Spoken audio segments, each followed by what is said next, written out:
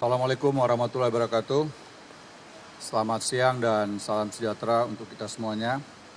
Teman-teman wartawan sekalian, baru saja Bapak Presiden didampingi oleh Bapak Wakil Presiden memimpin rapat terbatas tentang percepatan penanganan COVID-19.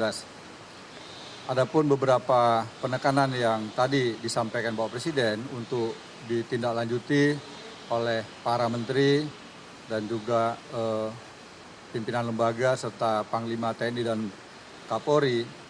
Yang pertama adalah upaya untuk memberikan dukungan terhadap 57 kabupaten kota yang masih dengan tingkat risiko tinggi. Sebagaimana yang kita ketahui bersama, gugus tugas telah melakukan zonaisasi terhadap daerah-daerah. Ada yang risiko tinggi, risiko sedang, risiko rendah. Dan juga ada daerah yang tidak terdampak, serta daerah yang tidak terdapat kasus selama 1 bulan terakhir. Artinya tidak ada kasus baru selama 1 bulan, kemudian tidak ada angka kematian selama 1 bulan, dan yang sakit, yang menderita COVID itu telah sembuh 100%. Sehingga untuk zona hijau itu ada 2 kriteria, yaitu tidak terdampak dan tidak terdapat kasus selama 1 bulan terakhir. Nah, dari penekanan Bapak Presiden, ke depan gugus tugas bersama dengan gugus tugas di tingkat provinsi untuk memprioritaskan terhadap 57 kabupaten kota dengan tingkat risiko yang masih tinggi. Adapun penekanan Bapak Presiden di sini adalah pelibatan seluruh komponen, terutama unsur TNI dan Polri dalam upaya mitigasi, dalam upaya mengurangi risiko, termasuk dibantu oleh sejumlah tokoh yang ada di daerah, baik itu tokoh agama, tokoh masyarakat, budayawan, termasuk juga melibatkan antropolog, sehingga tiap-tiap daerah itu memiliki karakteristik dan potensi apa yang bisa dilakukan agar kita semua bisa menekan laju penambahan kasus. Kemudian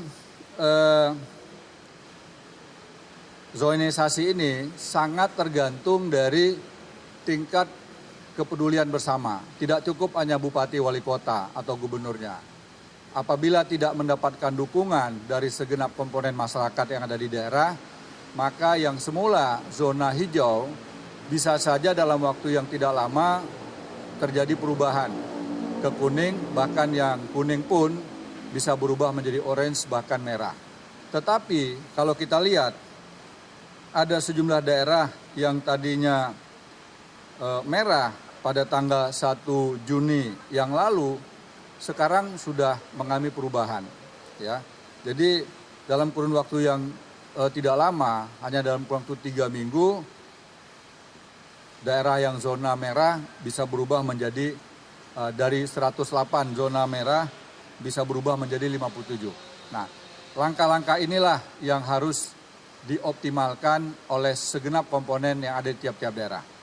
Kemudian yang kedua, pendekatan-pendekatan yang berbasis kearifan lokal diharapkan bisa menjadi ujung tombak, sehingga para pimpinan sampai ke tingkat yang paling rendah yaitu kepala desa bisa menggunakan bahasa yang mudah dipahami oleh masyarakat.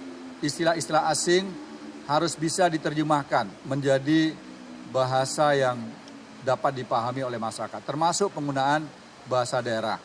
Seperti halnya droplet, kemudian social distancing, physical distancing, new normal. Dan ini diharapkan bisa diterjemahkan oleh segenap pimpinan yang ada di daerah agar yang penting adalah masyarakat bisa paham. Kemudian yang ketiga, Bapak Presiden memberikan instruksi di samping untuk menambah jumlah unsur TNI, Polri dalam rangka upaya mitigasi, juga tenaga dokter, tenaga perawat, kemudian juga alat perlengkapan medis yang dibutuhkan.